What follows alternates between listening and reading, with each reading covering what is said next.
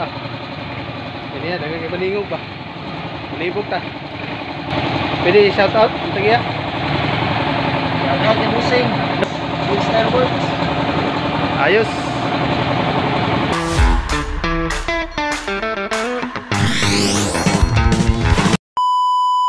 Magandang araw po sa lahat. Welcome to my YouTube channel, Digstar Works at your service. Salamat sa Panginoon. Binigyan tayo ng pagkakataon na magpagbago. Gagawin natin ngayon ay ayusin natin itong yung mga MIUI na 8 months na nakatambak kasi ayaw na umanda. So marami na yung mga alikabok dito. Ito yung ibig sabihin na matagal na talaga nakatambak.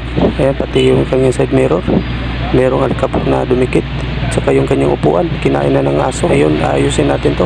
Dinala nila ito kanina, ikinarga nila sa sidecar para ipaayos sa atin dito mga lods. Kaya ngayon, umpisa na natin, ayusin natin. Kapag ganito yung nangyari sa isang motor, unang titingnan natin yung kanyang battery, yung kanyang voltahe sa kanyang battery. At nakita natin, umilaw pa yung kanyang MIL, ibig sabihin meron pang voltahe yung kanyang battery. At ngayon, titingnan natin kung ilang voltahe na yung natira dito sa kanyang battery. Gamitan natin na ang voltage tester na digital para malaman natin yung kanyang voltahe kung nasa tamang voltahe pa ba itong kanyang battery, dahil dapat nasa 12.7 o 12.8 yung standard na voltahe ng isang battery na nasa kondisyon. Kaya gamitan natin ang voltage tester para malaman natin kung ilan na ba ang laman ng kanyang battery.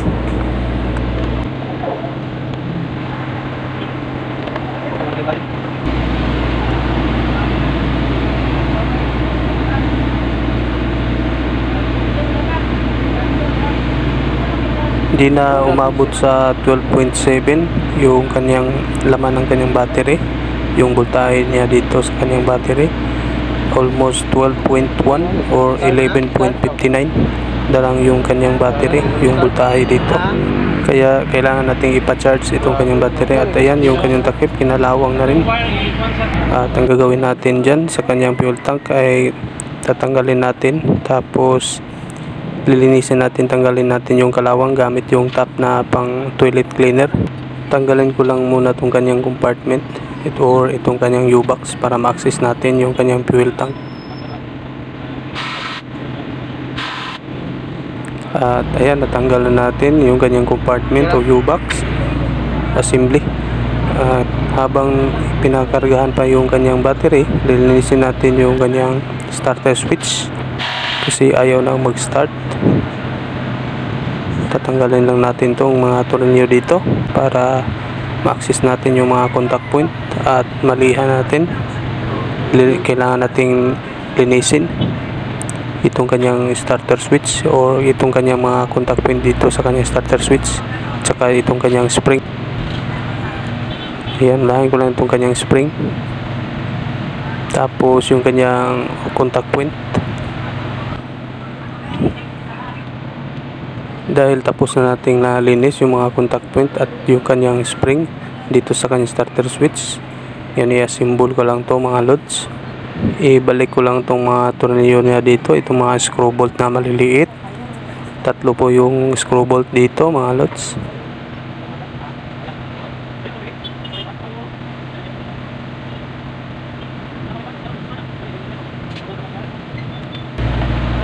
Yan, temporary muna natin ikabit dito, ibalik natin. Tapos subukan natin kung gumagana na ba yung kanyang starter switch. Yan, itong test light clip ilagay natin sa positive kasi negative trigger itong Yamaha MIUI dito sa kanyang starter switch, pati yung kanyang horn negative trigger yan. Yan, kailangan umilaw to kapag tinutok natin sa ground dito sa kanyang starter switch. Ayan, umilaw siya mga lods. Tapos pag pinindot natin dito sa kabila, ayan, dapat umilaw din siya. Ibig sabihin nag-function na yung kanyang switch. Kanina hindi to nag-function kasi napakarumi, kaya nilinis natin. Ayun, okay na yung itong kanyang starter switch. Nalinis ko na ito mga lods at nasa good function na siya. At ngayon subukan na naman natin kung may kuryente bang lumalabas dito sa kanyang ignition coil, dito sa kanyang tension wire. Subukan natin. Sige, on sana akong susian. Sige.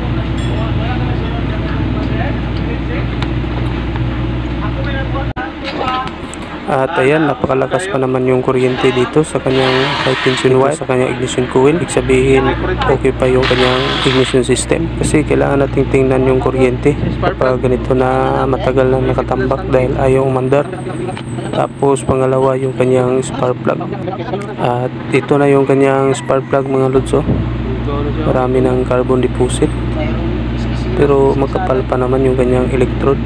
Pero tanaw na to, kung damay Okay pa itong kanyang spark plug. Ngayon titingnan naman natin yung kanyang compression. Pangatlo, titingnan natin itong compression. Yan, ipakik natin sa may-ari. Ayan. Naramdaman ko na wala ng compression kasi hindi na siya pumuputok kapag tinatakpan yung butas dito sa kanyang spark plug.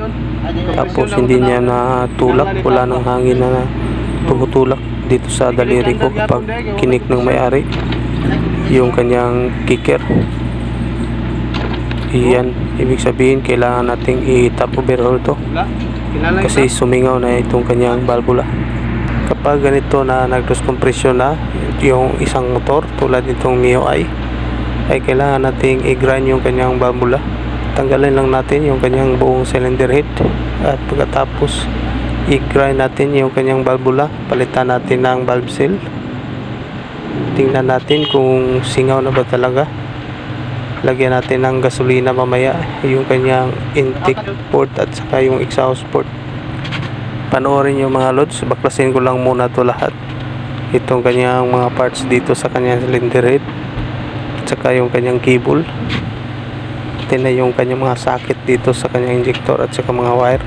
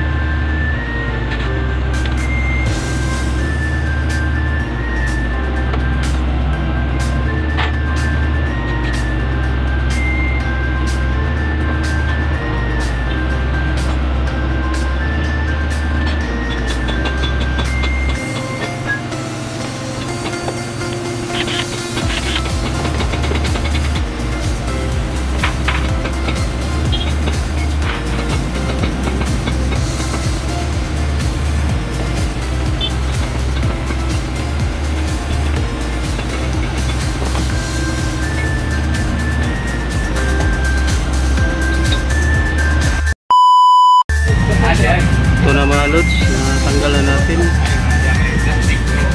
yung kanyang cylinder head at ayun, i-assemble na natin.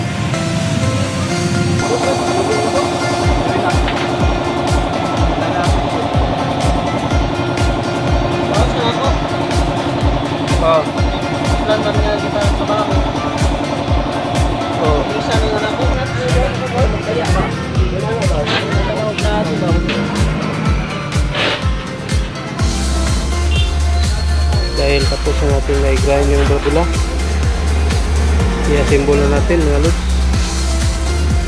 Pasensya na kayo kung hindi ko napakita sa inyo kanina kung paano ko pag binaklas kung kayo cylinder head kasi nag-burn out at saka nalubat yung ating safety cellphone natin.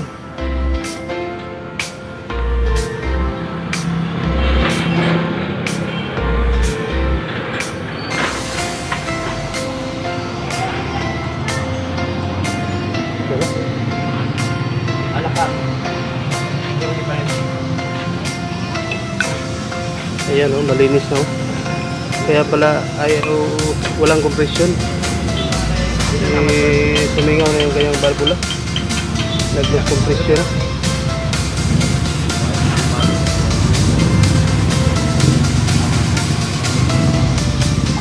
I-assemble ko lang to mga lods at mamaya susubukan natin.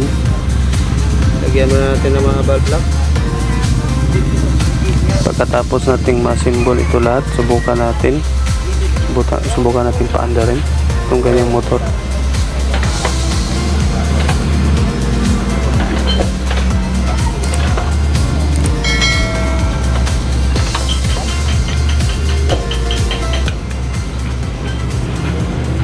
At ang dahilan pala nito mga lods kaya nag-loose compression ay nabalutan na ng mga carbon yung kanyang valves at saka yung kanyang valve set. Ayan.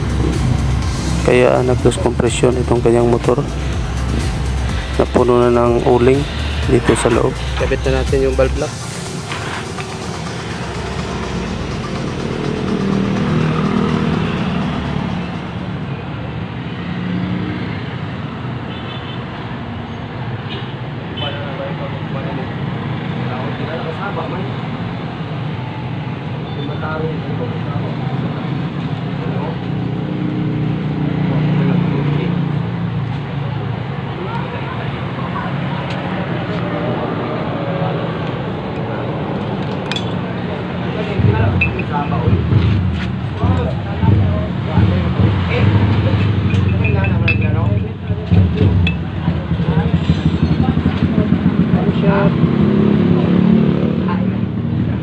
Di ba dapat sila makalimot kaysa gawas sa mana? Hindi lagi mitching. Ay, dali yun.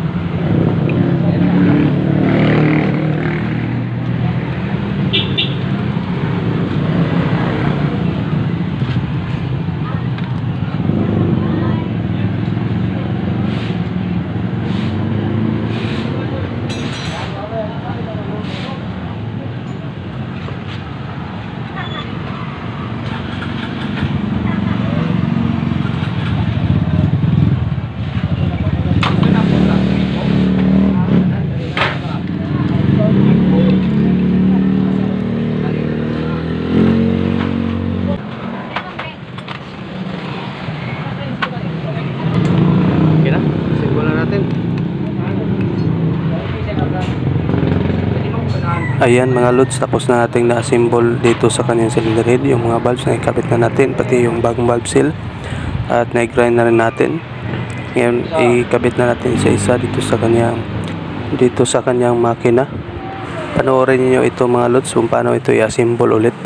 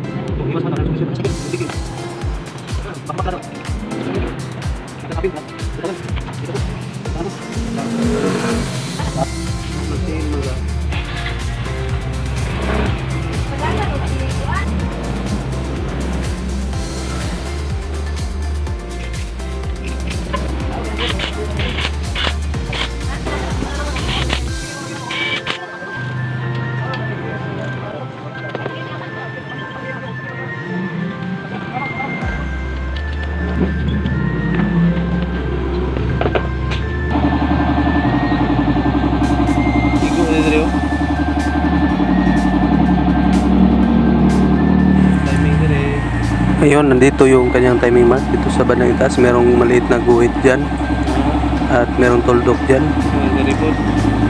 At dito itapat na natin sa nakausli na parang maliit na arrow dito sa kanyang cylinder head. Naka-slanting pala yung timing dito, hindi tulad sa mga Honda X-Ring na nasa sentro, nasa gitna. At mamaya titingnan rin natin yung kanyang timing mark doon sa kanyang flywheel o sa kanyang magneto. Hanapin natin yung TDC o top dead center. Merong maliit na guhit doon. Ipitan ko lang to mga lods.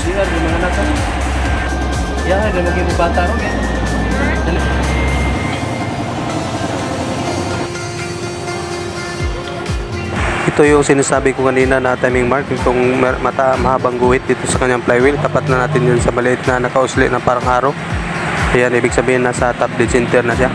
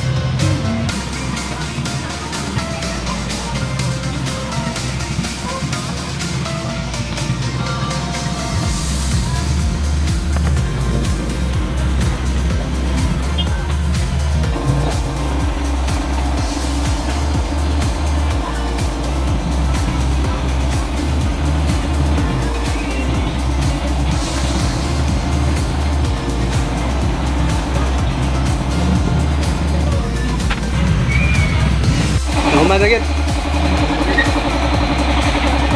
Ah. Ini ya, dagang balingog pa. Libog ta. Pwede shout out lagi ya. Salamat kay Busing. Salamat kay Boss. Boss. Ayos. Salamat, salamat.